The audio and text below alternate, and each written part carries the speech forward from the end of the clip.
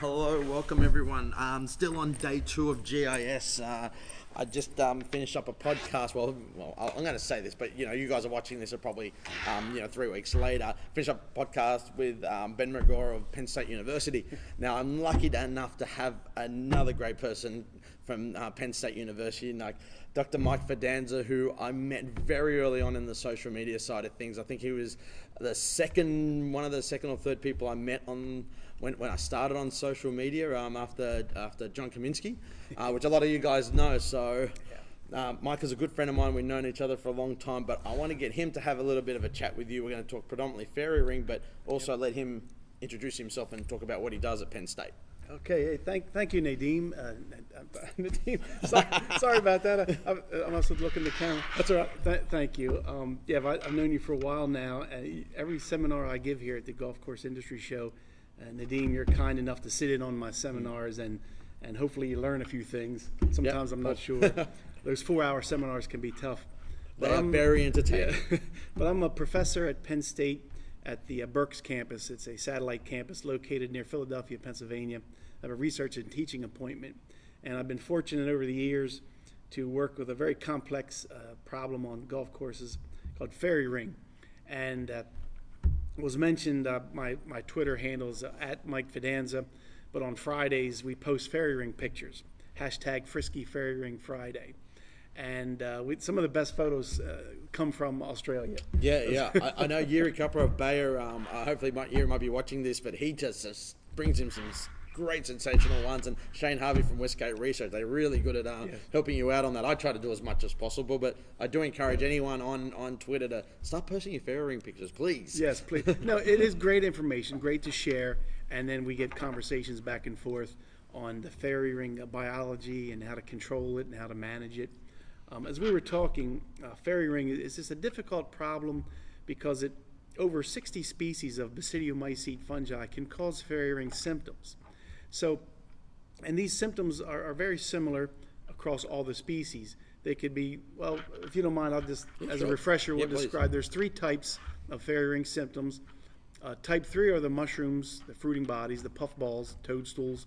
Type 2 are the dark green stimulated rings or semicircles or arcs. And type 1 are the dead necrotic zones, the one we fear the most. And with those necrotic zones and necrotic rings and arcs and circles, we get very hydrophobic root zones, hydrophobic soils that result these hydrophobicity is a result of the fairy ring fungus colonizing the soil and the roots in the root zone, causing this water repellent soils or hydrophobic soils. Thus, the turf ends up dying because of lack of moisture, lack of available water. So fairy ring disease of turf, it's an indirect infection of the turf grass system. Anyway, no one wants to putt on a dead and sunken turf. So fairy ring is very, very complicated that way. And it can occur all year long, any time of year, during any season, depending on where you are globally. But I think overall, fairy ring is more severe when there's heat stress and drought stress and times when your turf is under greatest stress due to environmental conditions. Abiotic stress is due to poor fertility or low fertility, due to lower than desired mowing heights that our golfers desire, but it creates additional stress on the turf. So as a result, these fairy ring symptoms appear. And when they appear, as you know, it's very, very difficult to just apply something and get curative results overnight. So that's become a bit of a challenge. I think what we found in the States, and I think it's true where you live, is the fungicide, if I could mention the flutalonil. Flutalonil is one of the first fungicides that was actually labeled for fairy ring, and it's become and it still is, a standard for which all of the fungicides are measured. Now, there are newer fungicides on the market that can control and manage fairy ring very effectively, but the flutalonil active ingredient is still the standard. And it can be applied preventatively or curatively. According to the label rate, the curative rate is a higher application rate. The preventive rate could be a lower application rate. But let's talk about, if you don't mind, curative applications first.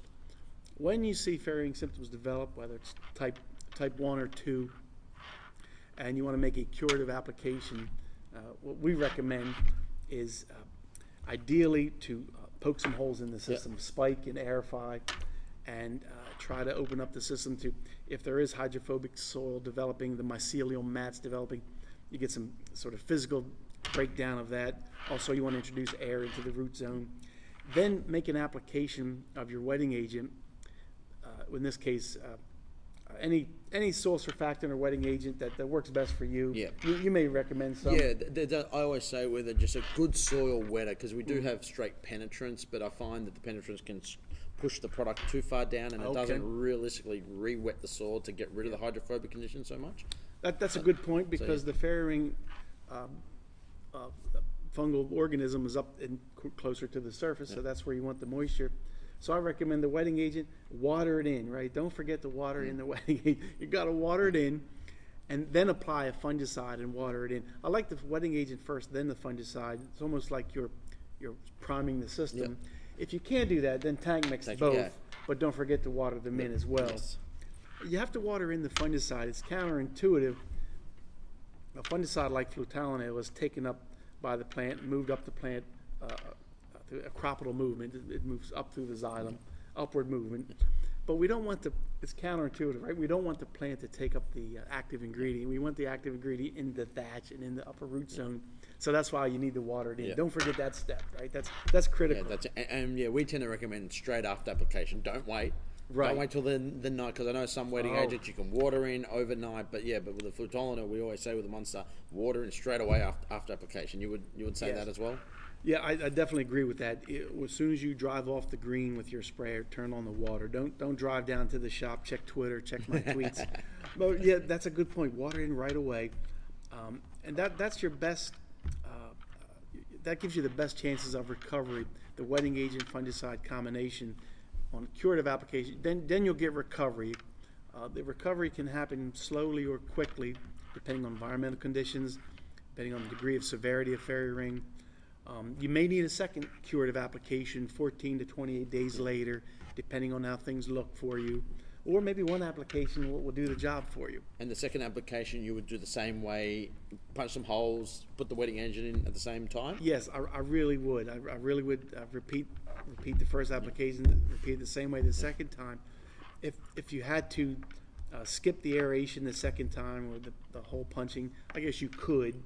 If that was objectionable by your golfers, you could skip that part, but don't skip the wetting agent, fungicide, watering it in kind of an approach.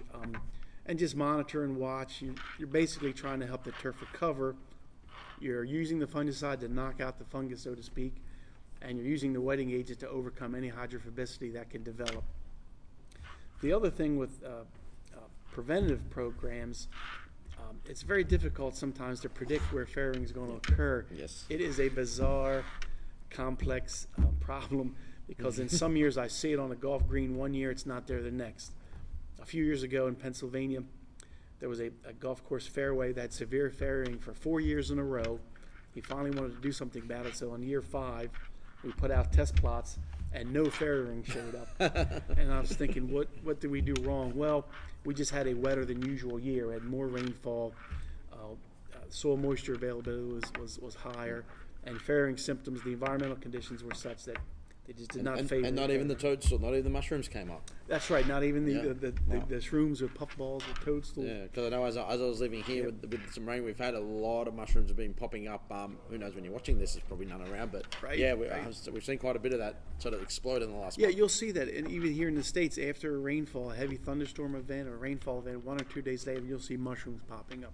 And that's very insightful, because sometimes where you see mushrooms popping up in fairways, greens, tees, keep an eye on that, because you could mow them off and then there's no turf damage or anything like that. But maybe a month later, in the middle of the summer or drought stress or heat stress period, then you'll see some fairy ring symptoms develop. And if you think back, that's where the mushrooms showed up. That gives you an indication that the mycelium may be working down there in the upper root zone. But with preventative applications, it's a challenge. What I like to say, start about a month or two back from where you typically see fairy ring symptoms. So in Australia, when would you see fairy ring symptoms showing up? We traditionally will start to see it explodes sort of around more December, January, but usually around October or so we start to see, Okay. the first signs of it. Okay, kind of like your version of our summer, I would think. Yeah, like late mid spring into Mid-spring. late summer. Just depending on how the Okay. season's been. So if I would say if fairing is a chronic problem for you, start in say September or late September with a preventative program for maybe October 1st application, November 1st, December 1st. I would say two parts of that program. One is a wetting agent program on a 28-day interval, monthly interval. Yeah. Get on a wetting agent program, water it in to minimize wet-dry cycles in that root zone. You want to try to maintain a uniform soil water content throughout your summer stress or your environmental stress periods. So that's part one. Part two is the fungicide. Use a product like flutalonil at the lower label rate with a preventative application, one in October 1st, say November 1st. So keep that going, the fungicide program, the wetting agent program. You can tank mix them and apply them together. I would still prefer to apply the wetting agent, watered in, then come back and apply the fungicide, watered in.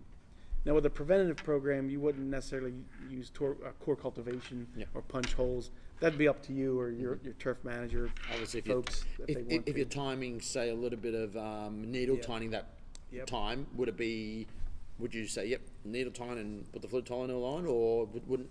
Oh yeah, I would do. If you were having that plan. Yes, that would really be a nice lockstep plan. While you're needle tining, go ahead and make the applications like I mentioned with flutalonil and the wetting agent. Like anything else, our greenkeeper friends and even superintendents in the states, they're stretched thin with resources. So I can appreciate and respect tank mixing these products and wanting them in and trying to combine these operations. It's nice if you can apply these separately, but if you have to combine. But also, I guess you have to obviously read and understand the product labels because legally follow the labels. Some products may not state or may recommend against tank mixing on labels. So I guess if I just say, please read the label carefully. Yeah, that's it. Because with flutalonil, sure. we have tank mix with the wetting agent. I know there's another product, Evolution, which some of you guys might be doing. They say with the wetting agent to apply it beforehand or slightly afterwards, not at the same time. So that does work in with both strategies essentially. So which works well.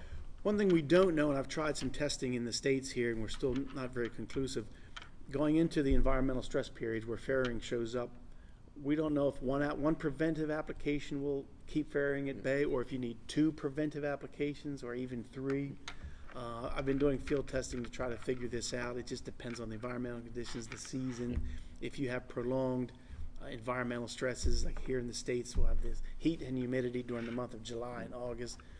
If it's prolonged 3 or 4 weeks of this, the fairing systems can just persist, and one or two preventive applications may not have kept those symptoms from appearing, but the severity of the symptoms is very, very low then, and so it's more manageable. Okay, yeah. So a preventive application doesn't mean it completely prevents it from appearing, but the symptoms may not be as severe. Yeah, because it can. Yeah, because it can be, especially with we see the type 1, the dead neurotic ring can be Yes. pretty bad, and then even the type 2, the because that upsets the ball roll more yes, so when than you get the than lush growth, yep. You get that dark green ring and the lights like that. It's Well, it wouldn't help my putting game. I'm not a very good golfer, but I understand that the golfers had complained. Well, you're right. When you get the lush, that lush growth, as if it's a heavy dose of fertilizer, it's a ball roll disruption. But more importantly, too, I think you can get scalping. I've seen this with greens. You get this sort of scalping, and the turf is more in distress, and then it starts to wilt along the edges. And that's where syringing and using pellets. the pellets. Pellets Afterwards. I think very effective. Yeah. Do you have some pellet products? Yeah, we do. We have quite a few different ones: the Tricure ones, the Aquaid ones. Okay. They're the two that come in my head. Sorry if some of my distributors are watching this, can't remember which one, but we do have a few of those. And I think I remember speaking to you a couple of years ago. I tend to recommend that as a help to afterwards to follow up with it, because you're not putting a huge amount of wet on there, but it's still that little bit at least to keep it ticking over, keep the soil moist. You want to keep that soil moist enough so that the turf's not going to wilt on you. So I guess the bottom line here is with fairing, it is a turf disease. You have to manage fairing not so much from a plant pathology point of view, but from a turf agronomy point of view with managing your soil water. and also monitoring your soil water with the various soil moisture meters that are out there. Which ones do you have in Australia? Yeah, we've got the two of the most popular, the TDRs and the Pogos. The Pogo's actually getting quite popular now. Okay, the Pogo, yes. I got some literature here. I just got it from the trade show floor on the Pogo. I'm sorry to do this. No, I hope to get one to try in my test plots, actually. Looking forward to that. Because all these tools are very, very important to help us understand the soil moisture levels. And when those soil moisture levels start to drop, the turf is going to be under stress, and that's when farrowing starts to show up. So I think it's very, very important to use these tools to keep your moisture levels where they need to be, water when needed, use wetting agents. Yeah. So with farrowing, you have to really be on your agronomy A game, as we say. The fungicides help. Flutalonil, again, is really, I think, one of our best workhorses. I think there are others as well in the States, and I'm not sure how many others are labeled in Australia, but flutalonil is very, very good fungicide for farrowing. Anyway, I know I'm talking a lot here because Nadeem said we have to talk and then get back to the trade show. So any more questions, Nadeem? I'm sorry to hold up No, that's right. Here. No, this has been great, good. Mike. This has been really good. I wanted to, short, sharp conversations and everything like that. So I've been meaning to get Mike on board for my podcast, which hopefully everyone's enjoying out there. I really thank you, Mike, for sitting down with me and the likes, and I appreciate all the help that you've been giving me. Like the initial work we did with Flutalonil with Monster, that when we first sort of got it and were looking to work, Mike was the first person I got in touch with going, Mike, I've got this Flutalonil, what do you think? And he just sent me a whole heap of literature and as well on the application of what we just discussed here.